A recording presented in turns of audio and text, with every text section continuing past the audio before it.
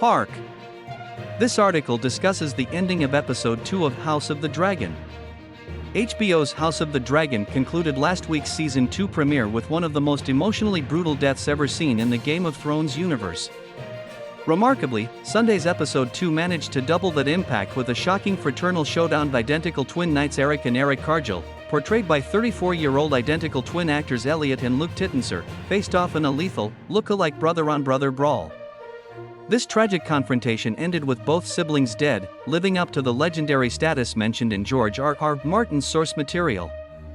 This fight has been sung about, Elliot Tittenser tells USA Today.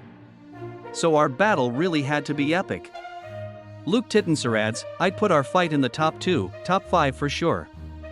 Here's what unfolded in Westeros. Fans had been anticipating this moment since the once inseparable twins split on Dragon, with Erryk serving as King Aegon II's personal guard, the Greens, and Erryk as Queen Rhaenyra's protector, the Blacks, after the murder of his son and heir, King Aegon. Tom Glyn Carney, screamed for vengeance.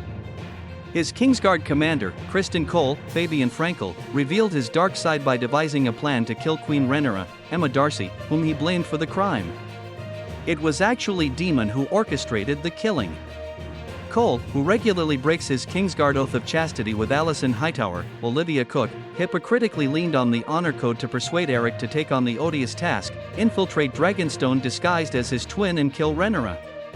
Erryk reluctantly agreed, burning Cole with a glare. Erryk was forced to make the decision, and it's obviously a death mission, says Luke.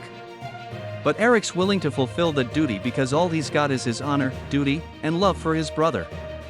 In Fire and Blood, Martin's Targaryen family history, Erryk is discovered by Erryk in Dragonstone, leading to their fateful battle. However, on Dragon, Erryk makes it all the way to Rhaenyra's chambers and brandishes his sword at the confused queen, who mistakes him for her guard. Erryk, alerted to his brother's lethal presence, rushes in just in time. The sibling sword struggle begins. The fight scene predominantly features the Tittenser twins swinging long swords in full armor. It was knackering, says Elliot. That costume is hot in the best of times, never mind when you're swinging a sword. But we threw ourselves into it. A stunt person was used only when Erryk was thrown into the air and landed on a vase.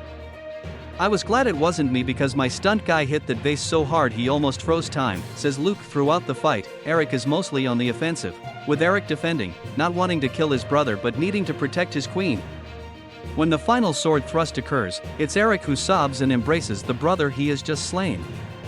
You get to see the real human side of him pierce through, says Elliot, who is pleased to show the world the connection we have as twins in the end. With his assassin brother dead, Erryk steps toward the wary queen, proclaiming, Your Grace, forgive me. To the shock of all, the distraught knight impales himself on his sword, completing the legendary double tragedy.